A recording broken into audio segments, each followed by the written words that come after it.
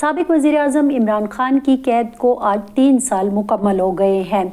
इसी हवाले से उनके बेटे कासिम ने एक इंटरव्यू दिया है जिसमें कि उन्होंने अपने वालिद के साथ रवा रखे जाने वाले सलूक, कैद तन्हाई, राब्तों के फुकदान के हवाले से खुलकर बात की है और कहा है कि वहाँ पाकिस्तान में जो सियासी कैदी हैं उनकी आवाज़ को दबाने की कोशिश की जा रही है और उनके वालिद के साथ भी इंतहाई नारवा सलूक रखा जा रहा है।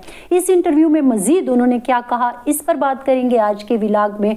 और दूसरी अहम स्टोरी जो है वो फवाद चौधरी साहब और बैरिस्टर सैफ समेत अहम सियासी रहनुमाओं ने आज एक अदालत में पिटीशन दाखिल करवाई है जिसमें कि इमरान खान के साथ मुलाकात की दरख्वास्त की गई है। लेकिन इस मौका पर बैरिस्टर सैफ ये बात भी करते हुए नज़र आए कि हम तवक्को करते हैं कि जो एस्टेब्लिशमेंट है वो हमें इस सिलसिले में फैसिलिटेट करे।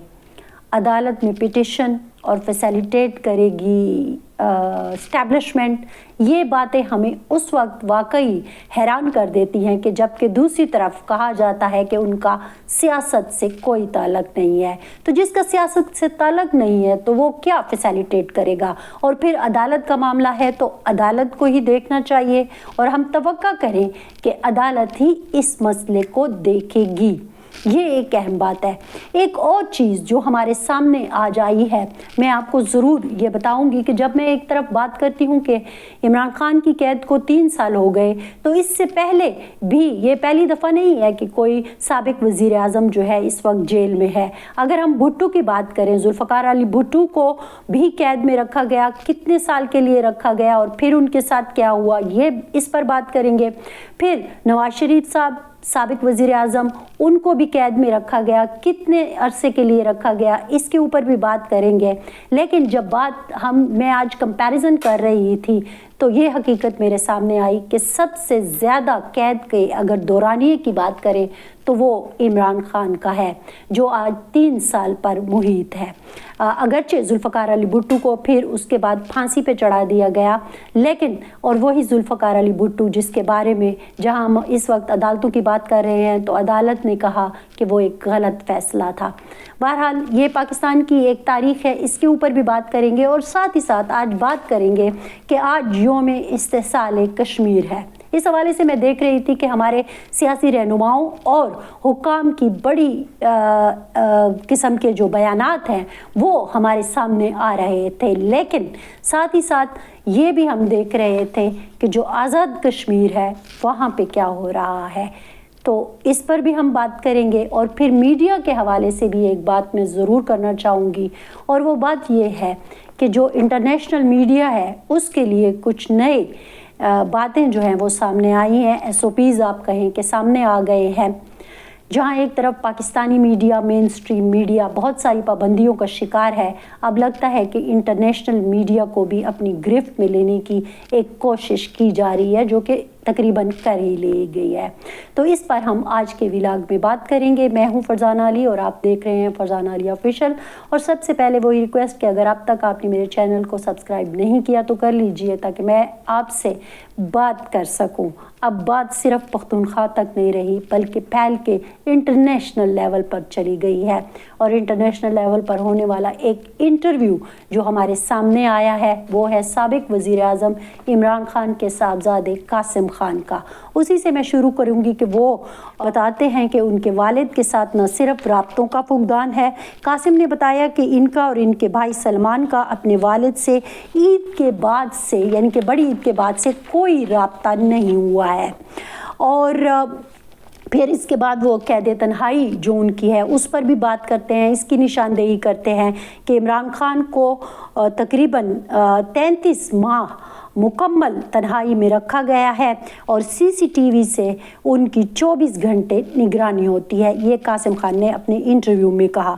फिर राब्तों की गैर मुतवक्का मौक़िफ़ की भी उन्होंने बात की कि जेल से राब्ते के जो पहले किए जा रहे थे, उन्होंने कहा कि जेल से राब्ते के गैर यकीनी निज़ाम का भी उन्होंने जिक्र किया और कहा کہ جب ہمیں بتایا جاتا ہے کہ آپ کے والد کے ساتھ اب رابطہ کروایا جاتا ہے جو ماضی میں کروایا گیا تو وہ رات گئے ہوتا ہے اور پھر گھنٹوں انتظار بھی کرنا پڑتا تھا۔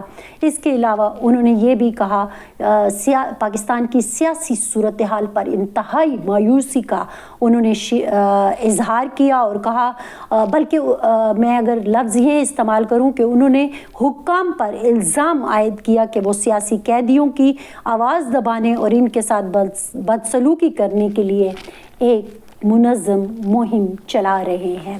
یہ انٹرویو ہے، مزید ڈیٹیل جو ہے وہ آپ دیکھ سکتے ہیں۔ قاسم نے بات کی ہے، وہ بہت مایوس نظر آئے اور اپنے والد کے حوالے سے بہت فکر مند بھی نظر آئے۔ ظاہر ہے جب ایک قید میں ہو اور پھر جس طرح کی سچویشن بھی سامنے آ رہی ہے پاکستان تحریک انصاف کے ساتھ بھی ہم دیکھتے ہیں رویوں کو، ان کے رہنماؤں کے ساتھ، قیدیوں کے ساتھ اور جتنے بھی سیاسی قیدی ہیں ان کے ساتھ، تو پھر سابق وزیر اعظم تو یقیناً ان کے جن کے وہ طرف اشارہ کر رہے ہیں مین نشانے پر ہے، تو یہ ایک سچویشن جو ہے وہ ہمارے سامنے آئی ہے۔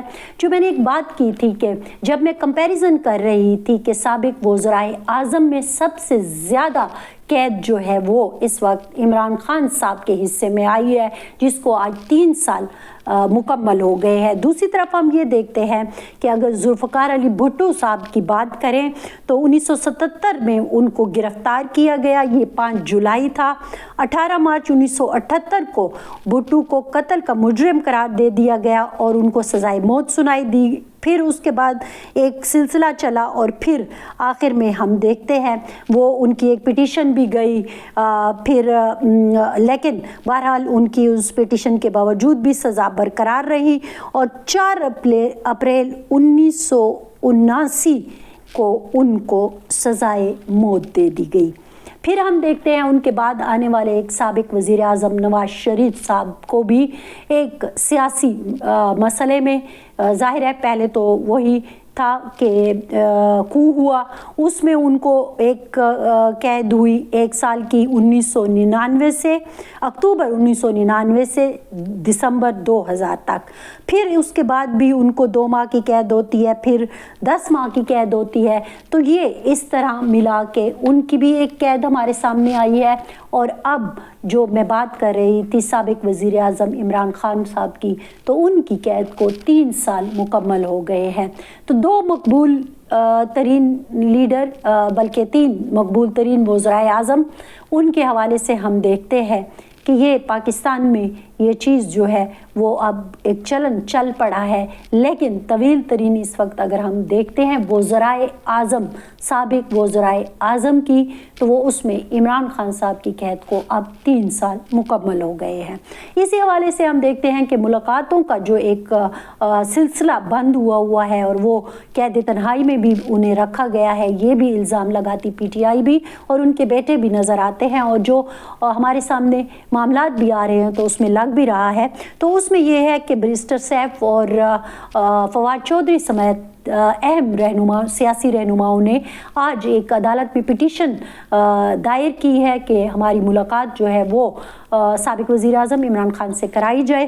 اس موقع پر جب بیرسٹر صاحب گفتگو کر رہے تھے میڈیا میں، تو انہوں نے جب یہ کہا کہ ہم عدالت سے کہتے ہیں کہ ہمیں ملاقات کی اجازت دی جائے، تو وہاں دوسری طرف انہوں نے کہا کہ ہم اسٹیبلشمنٹ سے بھی ریکویسٹ کرتے ہیں کہ وہ ہمیں فیسیلیٹیٹ کرے اور یہ جو ٹینشن کی ایک فضا ہے اس کو کم کیا جائے اور بلکہ اس کو ختم کیا جائے تاکہ ایک سیاسی ماحول بنایا جائے بات چیت کا۔ انہوں نے ساتھ سے یہ بھی کہا کہ اگر آپ سیاسی ماحول بناتے ہیں بات چیت کرنے کے لیے یا معاملات کو آگے بڑھاتے ہیں، تو پھر عمران خان اگر اس بات میں نہ ہو یا اس ماحول کا حصہ نہ ہو جو آگے ایک منظرنامہ پاکستان کا بن رہا ہے، تو پھر اس کا کوئی فائدہ نہیں ہوگا، کیونکہ وہ سب سے بڑی پارٹی کے اور سب سے مقبول ترین رہنما ہیں۔ اس لیے ان سے بات کرنے دی جائے، ان سے ملاقات کرنے دی جائے۔ لیکن یہ جو ایک بات کی ہے نا انہوں نے کہ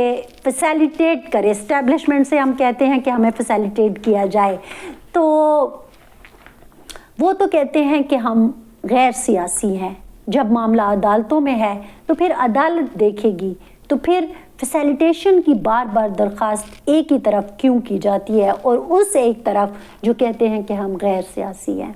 تو یہ وہ پاکستان کی حقیقت ہے جس پر بات کرنے کی ضرورت ہے، لیکن بہت سارے لوگ اس پر بات کرتے ہوئے گھبراتے ہیں۔ خیر، گھبرا تو ہم اس چیز پہ بھی رہے ہیں کہ ہم کشمیر پر کیا بات کریں۔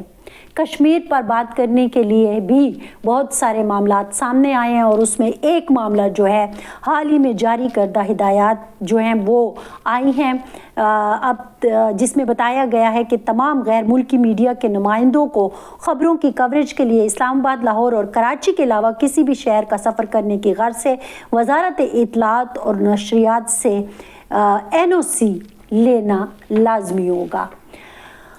وہ پابندیاں جو پہلے مین اسٹریم میڈیا پر لگی ہوئی ہیں، اگر کہ کہا جاتا ہے کہ یہ کچھ ظاہر ہے قوانین بنے ہوئے ہیں تو ہمیں اس کے فالو کرنا ہوگا، لیکن ان ساری قوانین کے تانے بانے اور دھاگے کہاں سے ہلائے جا رہے ہیں یہ سب کو پتہ ہے۔